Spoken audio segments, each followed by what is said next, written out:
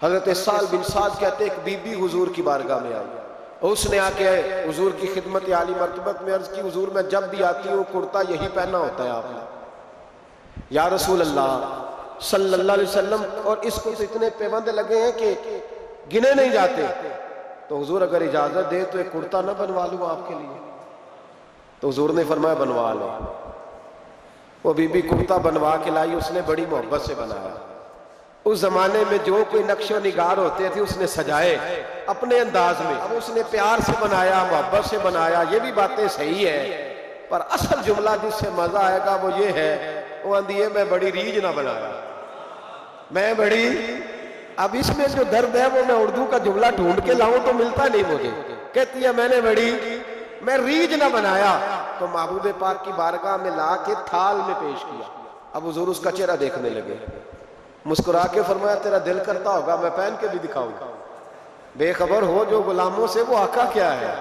تیرا دل کر رہا ہوگا پہن کے دکھاؤں، تو کہا حضور دل یہی کرتا ہے، میں ٹھہر میں پہن کے آیا۔ تھوڑی دیر کے بعد پہن کے آیا،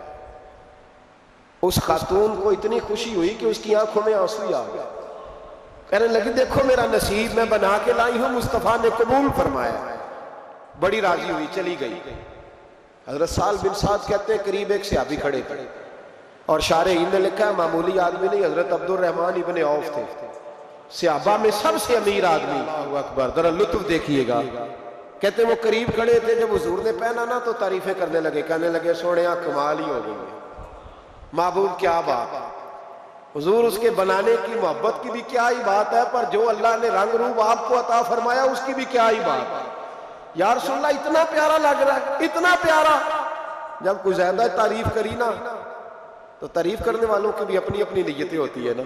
جب زیادہ ہی تعریف کی تو حضور نے فرمایا تجھے پسند آ گیا دے دوں، وہ پسند آ گیا تجھے۔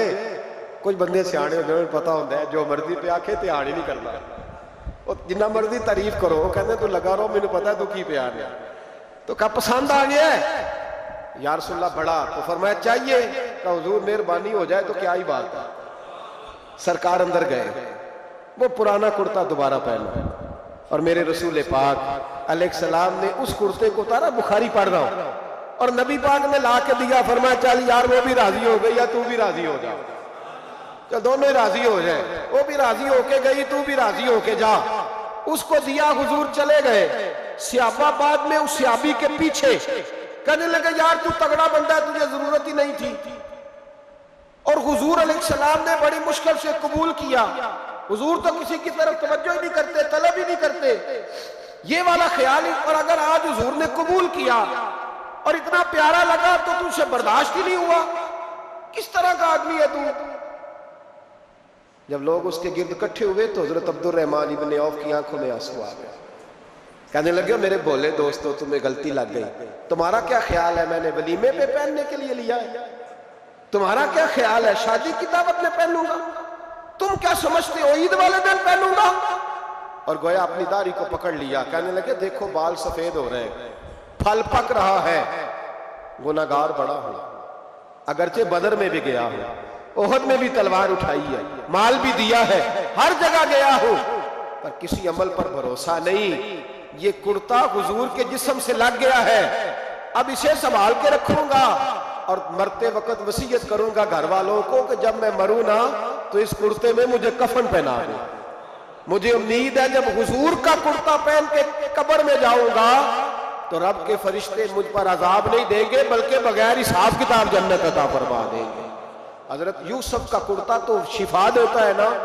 اور میرے محبوب کا کرتا دوزخ سے بچا کے جنت عطا کرتا ہے، یہ صحابہ کا